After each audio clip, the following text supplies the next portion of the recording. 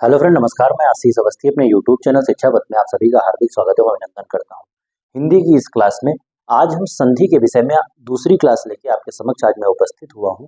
और चूंकि मैंने आपको संधि के विषय में कल बताया था, अगर मैं उसको रिकॉल कराऊं कि संधि तीन प्रकार की मैंने आपको बताई थी। इसमें मैंने आपको स्वर संधि, व्यंजन संधि और विसर्ग संधि के विषय में बताया था, जिसमें कल मैंने आपको स्वर संधि के विषय में जो स्वर संधि के 5 भेद थे, जिसमें मैंने आपको दीर्घ स्वर संधि, गुण स्वर संधि, वृद्धि स्वर संधि, यड़ स्वर संधि और अयादि स्वर संधि यानी कि जो आपकी स्वर संधि थी उसके जो 5 भेद थे उनके विषय में विस्तृत चर्चा मैंने आपसे कर ली थी। उसी क्रम में अब हमारे लिए बची थी एक व्यंजन संधि और विसर्ग संधि। तो आज व्यंजन इस क्लास में आज मैंने व्यंजन संधि और विसर्ग संधि दोनों को शामिल किया है और इससे संबंधित कुछ मैं आपको नियम बताऊंगा। और आज आप इन नियमों को अगर समझ लेंगे तो आपके लिए संधि समझना बहुत आसान हो जाएगा। बहुत आसानी से आप संधि या संधि विच्छेद पकड़ पाएंगे।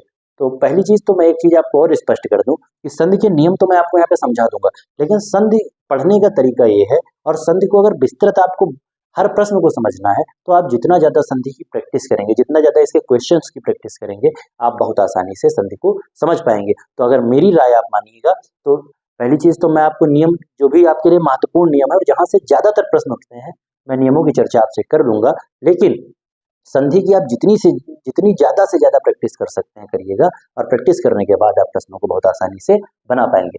तो आज हम आपसे व्यंजन संधि और लास्ट में आपसे विसर्ग संधि के संबंध में चर्चा करेंगे। तो व्यंजन संधि के बारे में आप ये जानिए कि व्यंजन के बाद स्वर या व्यंजन आने से जो विकार होता है, कहने का मतलब ये है कि यदि पहला अक्षर, अगर जो पहला शब्द होगा यानी कि प्लस से पहले का जो शब्द होगा उसका अंतिम अक्षर यदि व्यंजन है और फिर दूसरे शब्द के पहले अक्षर, चाहे वह स्वर हो या व्यंजन हो, जब इन दोनों का आपस में मेल होगा उस संधि को व्यंजन संधि कहा जाता है। तो आप ये याद रखिएगा कि जो पहला इसका अक्षर होगा वो हमेशा व्यंजन होगा, और जो बाद वाला अक्षर होगा वह स्वर भी हो सकता है और व्यंजन भी हो सकता है। लेकिन एक चीज और आप याद रखिएगा कि यदि बाई चांस पहला अक्षर स्वर है और यदि बाद वाला अक्षर भी व्यंजन का मेल हो रहा है, उस स्थिति में भी हमारी व्यंजन संधि हो जाएगी। उदाहरण के माध्यम से मैं आपको और स्पष्ट समझाता हूँ। जैसे उदाहरण के तौर पे मैंने यहाँ पे लिखा है वाक धन ईस। तो वाक में हमको आधा का मिल रहा है यानी कि व्यंजन मिल रहा है, और उसके बाद व्यंजन का मेल स्वर से हो रहा है, तो क्या हो गया? वागीस। वाक धन ईस को मिला के वागीस हो गया। और चूंकि यहाँ पे मेल का, आधे का और ई का हो रहा है, तो पहला अक्षर चूंकि इसमें व्यंजन आ गया, और वही बात मैंने आपको यहाँ बताई है कि यदि पहला अक्षर व्यंजन है और उसका मेल किसी स्वर, चाहे स्वर से हो रहा है चाहे व्यंजन से हो रहा, दोनों स्थिति में वह व्यंजन संधि कहलाएगी। इसी तरीके से दूसरा मैंने लिखा है सत धन जन। तो इसमें ता, इसका मेल हो रहा, ता का मेल जा से हो रहा है, यानी कि ता व्यंजन है और जा भी व्यंजन है। जब दोनों व्यंजन मिले तब भी हमारी संधि कौन सी हो गई? व्यंजन संधि। अब इसके कुछ नियम है, तो इन नियम अगर पढ़ने के लिए देखा जाए तो बहुत सारे परिभाषा वाले नियम थे। इनमें परिभाषाओं में आपको ना उलझाते हुए जो प्रश्न, जिस तरीके के प्रश्न इनसे बनते हैं उसकी चर्चा मैं आपसे कर लेता हूँ। जैसे सबसे पहला मैंने नियम लिखा है का संबंधी नियम। तो का संबंधी नियम में आपको याद क्या रखना है कि यदि पहला, जो मैंने यहाँ फर्स्ट अक्षर और सेकंड अक्षर दो पार्टों में इसको बांटा है, इस तरीके से आप समझिएगा कि जो प्लस के पहले वाला अक्षर है, यदि वो आधा का है यानी कि व्यंजन है, और उसका मेल किसी भी स्वर या व्यंजन से हो रहा, आपको याद रखना है यदि पहला अक्षर का, आधा का है और उसका मेल किसी स्वर या व्यंजन से हो रहा है, तो उस स्थिति में जो एक का है उसका बदलाव किस में हो जाएगा? या तो गा बन जाएगा और या वो आधा गा में बदल जाएगा। आप उदाहरण से समझिए, जैसे मैंने लिखा वाक धन ईस, वही जो मैंने यहाँ ऊपर लिखा था वही उदाहरण नीचे है, वाक धन ईस। तो यहाँ पे हमको आधा का मिल गया और बाद में जो का मिलन है, का मेल किससे हो रहा है? स्वर, ई स्वर से हो रहा है। तब ये का, जब इसकी मैंने संधि कर दी, इसको वागीस बनाया, तो इस का परिवर्तन गा में हो गया। तो आपको यही बात याद रखनी है। का संबंधी नियम में आपको ये याद रखना है कि यदि का में कोई स्वर जुड़ रहा है या व्यंजन, यदि आधे का में किसी स्वर या व्यंजन का मेल हो रहा है, तो वह या तो पूरे गा में बदल जाएगा और या आधे गा में उसका परिवर्तन हो जाएगा। जैसे दूसरा उदाहरण वाक धन दत्त। तो देखो वाक धन दत्त में यहाँ मेल किसका हो रहा है? एक आधा का आ गया और इधर क्या है आपका दा। तब मैंने आपको यही बताया है कि यदि का मेल, आधे का मेल किसी स्वर या व्यंजन से हो रहा है, उस स्थिति में यह का या तो गा में बदल जाएगा और या आधे गा में बदल जाएगा। तो वाक धन दत्त की जब हमने संधि की तो हो गया वाग दत्त। तो यहाँ पे का परिवर्तन आधे गा में हो गया। मेरे हिसाब से का के परिवर्तन को आपने समझ लिया होगा। फिर आता है छा संबंधी नियम। छा संबंधी नियम बहुत सरल है, इसको आप बहुत आसानी से पकड़ पाएंगे कि यदि पहला अक्षर या तो स्वर हो या व्यंजन हो, यदि पहला अक्षर स्वर या व्यंजन है और किसी स्वर या व्यंजन का मेल छा से हो रहा है, आपको याद रखना है कि दूसरा अक्षर अगर आपका छा आ गया, यदि किसी स्वर या व्यंजन का मेल छा से हो रहा है, उस स्थिति में जब विकार उत्पन्न होगा तब आपको याद रखना है कि हमेशा छा से पहले आधा चा लग जाएगा। क्या याद रखना है? इस स्थिति में हमेशा छा से पहले आधा चा ऐड हो जाएगा। जैसे उदाहरण में मैंने लिखा अनुधन छेद, क्या लिखा? अनुधन छेद, तो अनु में यहाँ पे हमको छोटा ऊ मिल रहा है प्लस छेद में हमको मिल गया छेद। ठीक, तो जो यहाँ पे छा आ गया, क्योंकि ऊ का मेल इस छा से हो रहा है, तब मैंने आपको बताया कि छा के पहले हमेशा आधा चा लग जाएगा। तो वही बात यहाँ पे स्पष्ट हो गई कि जब अनुधन छेद की संधि हमने की है तब क्या हो गया? अनुच्छेद हो गया।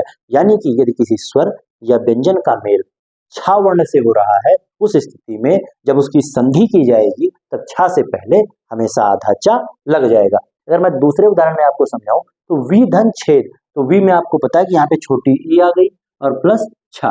फिर जब दोनों का मेल हो गया, मैंने आपको बताया या तो स्वर होगा इधर पहले अक्षर में या व्यंजन होगा, और यदि उसका मेल छा से हो रहा है तो उस स्थिति में छा के पहले आधा चा लग जाएगा। तो जब वी धन छेद की संधि हमने की तो विच्छेद आ गया, और आप यहाँ पे देख सकते हैं कि छा के पहले आधा चा लग गया। तो छा संबंधी नियम में आपको क्या याद रखना है? यदि पहला अक्षर चाहे स्वर हो या व्यंजन हो, यदि उसका मेल छा से हो रहा है तो उस स्थिति में जब संधि की जाएगी तो छा से पहले हमेशा आधा चा आ जाएगा। फिर ना संबंधी नियम, तो बहुत सरल नियम है। ना संबंधी नियम में आपको क्या याद रखना कि यदि पहला अक्षर स्वर या व्यंजन, पहला अक्षर यदि स्वर या व्यंजन आ जाए और उसका मेल ना से हो रहा है, यदि उसका मेल ना से हो रहा है तो वह ना हमेशा ड़ा में बदल जाएगा। आपको याद रखना है कि जो ना होगा वह किस में बदलेगा? ड़ा में। जैसे उदाहरण मैंने लिखा है परिधन नाम। जब परिधन नाम, तो पर में देखिए इसमें छोटी ई मिल गई, यहाँ पे छोटी ई का मेल ना से हो गया, तो मैंने आपको वही बताया कि यदि स्वर या व्यंजन का मेल ना से होगा तो वह ना किस में बदल जाएगा? ड़ा में बदल जाएगा। तो जब हमने परिधन नाम की संधि की तो उसका परिवर्तन होकर क्या हो गया? परिणाम। यहाँ पे आप देख सकते हैं कि ये वाला ना ड़ा में चेंज हो गया। तब आपको याद रखना है कि यदि किसी स्वर या व्यंजन का मेल ना से होगा, उस स्थिति में जब उसकी संधि होगी तो क्या परिवर्तित हो जाएगा? वह ना ड़ा में चेंज हो जाएगा। वही बात आपको याद रखनी है। जैसे हमने लिखा है प्रणाम, तो यहाँ पे प्रणाम, यहाँ पे हमको काहे का उच्चारण? रा का उच्चारण आ रहा। तो अब पहले यहाँ स्वर मिला था, अब यहाँ व्यंजन मिल गया, और व्यंजन में जब हमने इस ना को जोड़ा तो किस रूप में परिवर्तित होगा? या ना ड़ा में परिवर्तित होके जब प्राधन नाम की हमने संधि की तो वह प्रणाम हो गया। तो इस हिसाब से आप इसको समझ सकते हैं। फिर सा संबंधी नियम, इसमें भी वही बात है कि यदि पहला अक्षर चाहे स्वर हो या व्यंजन हो और यदि उसका मेल सा से हो रहा है, यदि उसका मेल सा से हो रहा है, उस स्थिति में कौन सा सा है? सरौता वाला सा। यदि पहले जो पहला अक्षर होगा वह कोई स्वर है या व्यंजन है, और यदि उसका मेल दंती सा से हो रहा है, आपको याद रखना है, यदि उसका मेल दंती सा से हो रहा है तो वह हमेशा षटकोण वाले सा में परिवर्तित हो जाएगा। जब हम संधि करेंगे तो यह सा जो दंती सा है वह हमेशा षटकोण वाले सा में चेंज हो जाएगा। जैसे यहाँ पे हमने लिखा अभी धन सेक, तो यहाँ अभी में हमको छोटी ई मिल गई और सेक में हमारा मेल किससे हो रहा है? सा से। तो जब यहाँ पे स्वर आ गया, और मैंने आपको बताया चाहे स्वर हो या व्यंजन हो, जब उसका मेल सा से होगा उस स्थिति में क्या परिवर्तन हो जाएगा? ये दंती सा हमेशा षटकोण वाले सा में चेंज हो जाएगा। तो जब हमने यहाँ पे लिखा है अभी धन सेक, तो यह सा किसमें चेंज हो गया? जब इसकी मैंने संधि कर दी तो ये अभिषेक हो गया, और यह जो दंती सा था वह यहाँ पे षटकोण वाले सा में चेंज हो गया। उसी तरीके से प्रतिधन से, यहाँ पे भी छोटी ई और उसका मेल किससे हो रहा है? सा से हो रहा है, और जब इसकी संधि हुई तो प्रतिषेध हम ऐसे लिखते हैं, तो यह जो सा था दंती सा था वह षटकोण वाले सा में परिवर्तित हो गया। तब आपको याद रखना है, सा संबंधी नियम में आपको ये याद रखना है कि यदि पहला अक्षर चाहे स्वर हो या व्यंजन हो, यदि उसका मेल दंती सा से हो रहा है तो जब हम संधि करेंगे तो इस स्थिति में दंती सा षटकोण वाले सा में परिवर्तित हो जाएगा। ये बात आपको याद रखनी है। फिर मां संबंधी नियम, ये भी बहुत सरल है। इसमें क्या होगा कि यदि पहला अक्षर, यहाँ पे आपको देखना होगा मां संबंधी नियम में आपको याद रखना कि यदि पहला अक्षर मां आ रहा है, यानी कि पहला अक्षर व्यंजन मां आ रहा है, आधा मां आ रहा है, फिर उसका मेल किसी व्यंजन से हो रहा है, आपको याद रखना है यदि मां का मेल किसी व्यंजन से हो रहा है तो उस स्थिति में जो ये आपका मां हो जाएगा वह अनुस्वार में बदल जाएगा। आपको याद रखना है कि जो यदि मां का मेल किसी व्यंजन से हो रहा है तो उस स्थिति में यह मां इसमें किसी अनुस्वार में बदल जाएगा। जैसे यहाँ पे शम धन कलन, तो यहाँ पे देखिए क्या मिल गया, आधा माँ मिल गया और उसका मेल किससे हो गया, ता से। वही बात मैंने बताई कि यदि आधे माँ का मेल किसी भी व्यंजन से हो रहा है, उस स्थिति में क्या होगा, इस माँ का परिवर्तन अनुस्वार में हो जाएगा। तो वही बात यहाँ पे है, जब सम धन कलन की हमने संधि की तब क्या हो गया, ये माँ बदल गया अनुस्वार में, तो क्या आ गया है संकलन। ये माँ किसमें चेंज हो गया, अनुस्वार में चेंज हो गया और हमने इसको संकलन जब संधि कर दी तब क्या आ गया, संकलन। जैसे यहाँ पे लिखा परम धन तू, तो यहाँ पे आप देख सकते हैं कि आधा माँ मिल गया और प्लस क्या मिल गया, ता मिल गया। क्या मिला, ता मिल गया। तो उस स्थिति में जब माँ और ता का मेल हुआ तो यह किसमें, अनुस्वार में चेंज हो गया। और परम धन तू की जब हमने संधि की तो परंतु को हम कैसे लिखते हैं, इस तरीके से परंतु लिखते हैं जिसमें हमने अनुस्वार का प्रयोग किया है। आप इससे बहुत आसानी से समझ पाए। तो आपको माँ संबंधी नियम में क्या याद रखना है, यदि पहला अक्षर माँ है और उसका मेल किसी भी व्यंजन से हो रहा है तो संधि के बाद वह माँ, जब हम उसकी संधि करेंगे जो माँ होगा वह हमेशा अनुस्वार में बदल जाएगा। ये बात आपको याद रखनी है। फिर मैंने लिया है ता संबंधी नियम। इसमें आपको क्या, इसमें ता संबंधी नियम में 3-4 नियम है और सारे मैंने ले लिए हैं और आपको बहुत आसानी से मैं बता दूंगा। इसमें क्या है, यदि पहला अक्षर ता है, सब में एक चीज कॉमन रहेगी कि पहला अक्षर ता रहेगा ता संबंधी नियम में, और ता का मेल यदि आधे ता का मेल चाहे चा या छा से हो रहा है, आपको याद रखना होगा कि यदि आधे ता का मेल चाहे चा से हो रहा हो या छा से हो रहा हो, उस स्थिति में जो आपका ता होगा, जो आपका ये ता होगा वो हमेशा आधे चा में बदल जाएगा। इस ता का विकार क्या हो जाएगा, वो आधे चा में बदल जाएगा। जैसे उदाहरण के लिए हमने लिया उत धन चारण, तो उत में हमको आधा ता मिल गया और चारण में क्या मिल गया, चा। और जब इन दोनों का मेल हुआ तब मैंने आपको बताया ये ऐसे आधे चा में बदल जाएगा। तो जब उत धन चारण की हमने संधि की तो क्या हो गया, उच्चारण। देखो यहाँ से ता गायब हो गया और आधा चा आ गया। तो इसके संबंध में आपको ये याद रखना है कि यदि आधे ता में चाहे चा मिल जाए या छा मिल जाए, दोनों स्थितियों में ता किस में परिवर्तित हो जाएगा, आधे चा में परिवर्तित हो जाएगा। फिर यदि ता का मेल जा या झा से हो जाए, इसमें भी आपको याद रखना है, यदि ता का मेल जा या झा से हो जाए तब हमेशा ता किस में परिवर्तित हो जाएगा, आधे जा में परिवर्तित हो जाएगा। तो इससे एक चीज स्पष्ट हो गई कि जिस भी वर्ग के पहले और दूसरे, जिस भी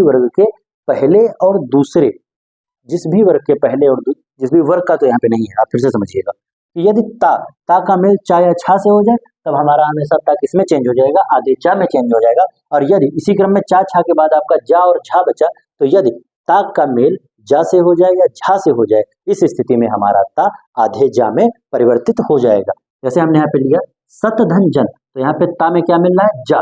आधे ता में जब जा मिला तो ये किसमें परिवर्तित हो गया, आधे जा में परिवर्तित, ता का परिवर्तन आधे जा में हो गया। तो सत धन जन की जब हमने संधि कर दी तो आपका क्या हो गया, सज्जन हो गया।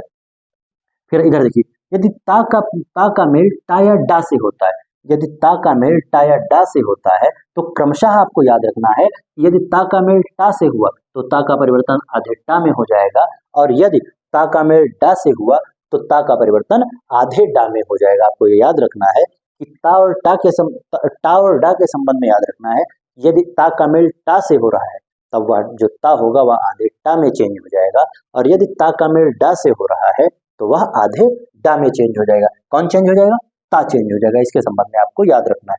जैसे हमने लिखा बृहत धन टीका, क्या लिखा, बृहत धन टीका, तो यहाँ पे हमको आधा ता मिल रहा है और आगे इसका मेल टा से हो रहा है, तो यह किसमें चेंज हो गया, आधे टा में। क्या हो गया, बृहत टीका। क्या हो गया, जब इसकी संधि हमने बृहत धन टीका की तो क्या हो गया, बृहत टीका हो गया। तो आपने समझा यदि ता का मेल या तो टा से हो रहा, यदि ता का मेल टा से होगा तो हमेशा वह ता आधे टा में चेंज हो जाएगा, और यदि ता का मेल डा से हो रहा होगा तो वह हमेशा आधे डा में चेंज हो जाएगा। वही बात मैंने यहाँ पे समझाई कि ता का मेल जब टा से हुआ तो देख सकते हैं आप कि यहाँ पे जो ये ता था उस ता का लोप हो गया और ता की जगह पे आधा टा आ गया। तो क्या हो गया, बृहत धन टीका की जब संधि हमने की तो बृहत टीका क्या हो गया, बृहत टीका, ता का लोप हो गया, यहाँ पे किसका परिवर्तित रूप आ गया, आधा टा आ गया।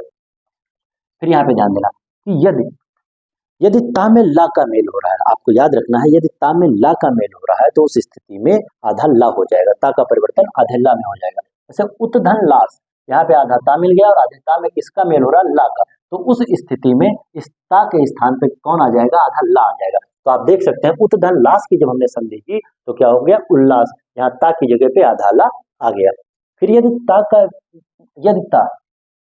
फिर आपको याद रखना, यदि ता का मेल ता का मेल शा में हो जाता है, ता का मेल इस सलीफा वाले सा से होता है, तब उस स्थिति में क्रमशः आपको याद रखना कि इस ता का परिवर्तन चा में हो जाएगा और इस सा का परिवर्तन छा में हो जाएगा। आपको क्या याद रखना है कि यदि ता का मेल आधे ता का मेल सा से हो रहा है, शलीफा वाले सा से हो रहा है, उस स्थिति में क्रमशः आपको याद रखना है कि ता का परिवर्तन चा में हो जाएगा और जो ये शा है सा का परिवर्तन छा में हो जाएगा। जैसे यहाँ पे हमने लिखा उत्तधन श्वास, तो यहाँ पे हमको आधा ता मिला और इधर आधा शा मिल गया। इस स्थिति में जब ता और शा, जब ता और सा का मेल हुआ, तब मैंने आपको बताया कि ता का परिवर्तन किस में हो जाएगा, आपका चा में, और जो सा है इसका परिवर्तन छा में हो जाएगा। तो आप देख सकते हैं जब उत्तधन श्वास की संधि की गई तो क्या हो गया, उच्छ्वास, ता का भी लोप हो गया और शा का भी लोप हो गया और इसके स्थान पर ता के स्थान पर आधा चा आ गया और सा के स्थान पर छा आ गया। तो उत्तधन श्वास का संधि क्या हो जाएगी, उच्छ्वास। ये बात आपको याद रखनी है। फिर यदि ता का मेल हा से हो रहा है, तब आपको क्या याद रखना है, यदि ता का मेल हा से हो रहा है तो क्रमशः आपको याद रखना है ता का परिवर्तन दा में हो जाएगा और हा का परिवर्तन धा में हो जाएगा। यदि ता और हा का मेल हो रहा है, उस स्थिति में क्रमशः आप ये याद रखिएगा कि ता का परिवर्तन दा में हो जाएगा और जो आपका हा है हा का परिवर्तन धा में हो जाएगा। जैसे यहाँ पे हमने लिखा तत धन हित, तो आप देख सकते हैं कि यहाँ पे आधा ता मिल रहा है और हित में यहाँ पे हमको क्या मिल रहा है, हा मिल रहा है। तब उस स्थिति में आपको क्या देखना है कि ता किसमें चेंज हो जाएगा, आपका दा में, और जो आपका हा है वह धा में चेंज हो गया। जब हमने तत धन हित की संधि की तब क्या आ गया, तद्धित। आप देख सकते हैं कि यहाँ से ता भी गायब है, हा भी गायब है और उसके स्थान पर दा और धा, ता के स्थान पर दा आ गया और हा के स्थान पर धा आ गया। तो तत धन हित की जब संधि हमने की तब क्या हो गया, तद्धित। तो फिलहाल जो आपके व्यंजन के संबंध में जो भी फैक्ट थे मैंने आपको बता दिए। मैंने आपको फिर से बताया कि इस तरीके से मैंने आपको नियम तो बता दिए, नियम तो ये कहते हैं, लेकिन अगर आपको संधि को बहुत अच्छी तरीके से समझना, संधि पे अपनी अच्छी पकड़ बनानी है, तब आपको मेरी बात माननी होगी और आप चाहे जो भी किताब हो, आप संधि की जितनी ज़्यादा से ज़्यादा प्रैक्टिस हो सके आप प्रैक्टिस कीजिए। जब आप प्रैक्टिस करेंगे तब इसके परिवर्तन को, जो भी अक्षरों का जहाँ जिस तरीके से परिवर्तन हो रहा है, जितनी ज़्यादा आप प्रैक्टिस करेंगे आप बहुत आसानी से समझ पाएंगे। इसी क्रम में अब हम बात करेंगे विसर्ग संधि की। तो विसर्ग का निशान मैंने आपको यहाँ पे बता दिया। तो विसर्ग संधि के बाद आपके बारे में आपको क्या याद रखना है, यदि विसर्ग के बाद स्वर आ जाए या व्यंजन आ जाए, आने पर विसर्ग में जो विकार होता है विसर्ग संधि कहलाता है। कहने का मतलब यदि विसर्ग के बाद यानी कि विसर्ग में किसी स्वर का या व्यंजन का मेल हो रहा है, उस स्थिति में जो आपका विसर्ग है, ये जो विसर्ग में विकार यानी कि परिवर्तन होगा वही विसर्ग संधि कहलाता है। जैसे यहाँ पे हमने लिखा नि धन आहार, तो यहाँ पे विसर्ग आ गया, नि के बाद विसर्ग लगा और उसमें जब हमने आहार का मेल किया तो निराहार हो गया, यानी कि जो विसर्ग था विसर्ग का परिवर्तन किसमें हो गया, रा में परिवर्तन हो गया, इसलिए यह विसर्ग संधि के अंतर्गत आता है। फिर इसके मैंने नियम लिखे, तो नियम में पहला नियम है नि संबंधी नियम। मैंने नियम आपके लिए वही लिखे हैं जहां से प्रश्न उठते हैं, जहां से बहुत ज्यादा प्रश्न आपकी परीक्षाओं में उठते हैं, वो नियम मैंने यहाँ पे लिए हैं। नि संबंधी नियम, तो इसके संबंध में आपको क्या याद रखना है, यदि पहला अक्षर नि है और नि के साथ विसर्ग लगा हुआ है और उसका मेल किसी स्वर या किसी व्यंजन से हो रहा है, तो उस स्थिति में आपको याद रखना है यदि नि के बाद विसर्ग लगा है और उसका मेल किसी स्वर या व्यंजन से हो रहा है, तो उस स्थिति में आपको याद रखना कि यह विसर्ग जो होगा वह या तो तीनों सा में से किसी एक में चेंज हो जाएगा या रा में चेंज होगा। ये बात आपको याद रखनी है कि यदि नि के बाद विसर्ग लगा है और उसका मेल किसी स्वर या व्यंजन से हो रहा है, उस स्थिति में जो विसर्ग होगा उसका परिवर्तन, जो आपके तीनों सा होते हैं, तीनों सा में से किसी एक सा में परिवर्तित हो सकता है और या तो रा में परिवर्तित हो जाएगा। जैसे उदाहरण मैंने चारों के उदाहरण यहाँ पे लिए, जैसे निधन पाप, जब निधन पाप हमने लिखा तो इसका जो आपका विसर्ग था उसका किसमें परिवर्तन हो गया, षटकोण वाले सा में हो गया, तो क्या हो गया, निष्पाप। फिर मैंने लिखा निधन चय, तो इसका जो विसर्ग है उसका परिवर्तन आपके शलीफा वाले सा यानी कि निश्चय हो गया। फिर निधन छल, तो इसमें भी आपका जब विसर्ग था, विसर्ग का परिवर्तन किसमें हो गया, इस आधे सा में हो गया, निश्चल। फिर मैंने लिखा निधन लज्ज, तो जो आपका यहाँ पे जब निधन लज्ज का हमने संधि की तो हो गया निर्लज्ज, तो जो आपके नि के बाद विसर्ग था उसका परिवर्तन यहाँ पे रा में हो गया। तो इस तरीके से आप इसको समझ सकते हैं। फिर दी धंधु, फिर आप नि संबंधी नियम एक बार फिर से आप समझ लीजिए कि यदि नि के बाद विसर्ग लगा है और नि के बाद विसर्ग लगा है और उस स्थिति में उसका मेल किसी स्वर या व्यंजन से हो रहा है, तब आपका जो विसर्ग होगा वह तीनों जो सा होते हैं उसमें से किसी एक सा में उसका परिवर्तन हो सकता है और रा में भी उसका परिवर्तन हो सकता है। यहाँ पे लिखा दी या दू, यदि दी के बाद विसर्ग लगा या दू के बाद विसर्ग लगा है, उसके संबंध में हमारा नियम क्या कह रहा है कि यदि दी या दू के बाद कोई स्वर है या व्यंजन है, यदि दी के बाद विसर्ग लगा है या दू के बाद विसर्ग लगा है और उसके बाद कोई स्वर या व्यंजन आ रहा है, तो उस स्थिति में इस जो विसर्ग होगा, इस विसर्ग का परिवर्तन किसमें हो जाएगा, तीनों सा में से किसी एक सा में हो जाएगा या रा में हो जाएगा।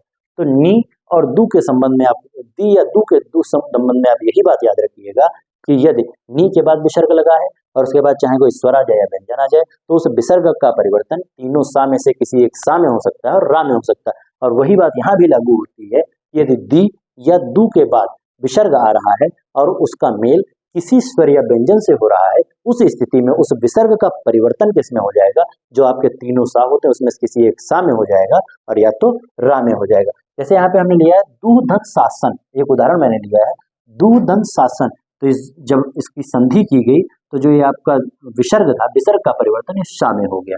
तो जब हमने दूधन शासन की संधि की तो क्या हो गया, दुशासन हो गया।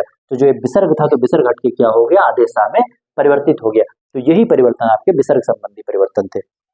फिर इसके कुछ की पॉइंट मैंने लिखे जहां से प्रश्न उठते हैं कि यदि अधा आपके सामने अधा लिखा आ जाए, आपको याद रखना है यदि आपके सामने अधा लिखा हो और उसमें कोई स्वर या व्यंजन जुड़ रहा हो, अधा में किसी स्वर या व्यंजन का मेल हो रहा हो, तो हमेशा आप याद रखिएगा कि विसर्ग का परिवर्तन ओ में हो जाएगा। किसमें हो जाएगा, ओ में।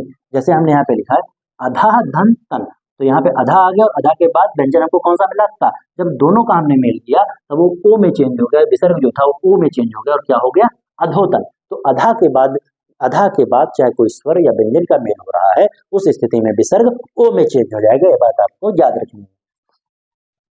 फिर नमः के बाद आपको फिर याद रखना कि यदि नमः के बाद कोई स्वर या व्यंजन आ रहा है, नमः के बाद कोई स्वर या व्यंजन आ रहा है, तो उसका परिवर्तन हमेशा सा में हो जाएगा। अधा के बाद यदि कोई स्वर या व्यंजन आएगा तो जो विसर्ग होगा उसका परिवर्तन ओ में हो जाएगा। और यदि नमः के बाद कोई स्वर या व्यंजन आ रहा है तो जो विसर्ग होगा उसका परिवर्तन सा में हो जाएगा। जैसे हमने यहाँ पे लिखा है नमः धनकार, तो नमः के बाद क्या आ रहा है, का। कौन सा व्यंजन आ रहा है, का व्यंजन आ रहा है। जब इसकी संधि की गई तभी क्या हो गया, नमस्कार। तो जो आपका ये विसर्ग था वो किसमें चेंज हो गया, आदेशता में चेंज हो गया। तब आपको याद रखना है कि यदि मैंने आपको ऊपर बताया यदि अधा के साथ कोई स्वर या व्यंजन आ जाए तब विसर्ग का परिवर्तन ओ में हो जाएगा, और यदि नमः के साथ कोई स्वर या व्यंजन आ जाए तो उसका परिवर्तन जो आपका विसर्ग है उसका परिवर्तन सा में हो जाएगा।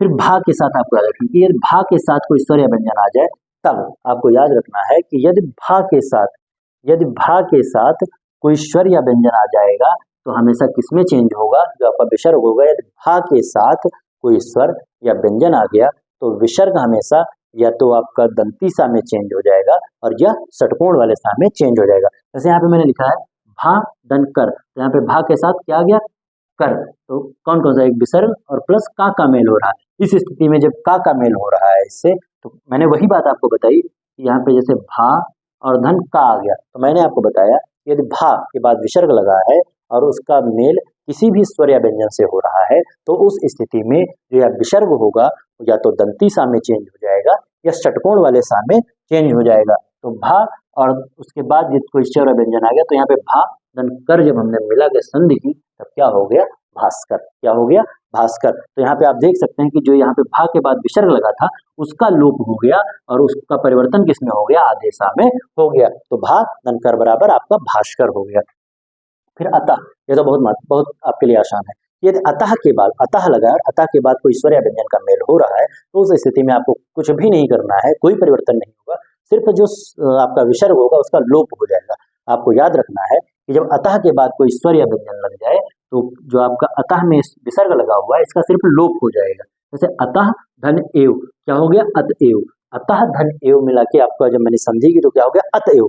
तब जब हमने अतः के बाद कोई भी स्वर या व्यंजन आ गया तो उस स्थिति में हमने क्या किया, इस विसर्ग का लोप कर दिया। बस आपको ये याद रखना कि यदि अतः के बाद कोई स्वर या व्यंजन का मेल हो रहा है उस स्थिति में विसर्ग का सिर्फ लोप हो जाएगा और दोनों शब्दों को आपस में जोड़ दिया जाएगा। तो वही बात अतः धन एव में आप देख सकते हैं कि हमने इस विसर्ग का लोप कर दिया और अतः धन एव को मिला के क्या हो गया, अतएव। तो फिलहाल जो संधि के संबंध में जो भी नियम बन सकते थे मैंने आपको बहुत आसानी से बताने का प्रयास किया है।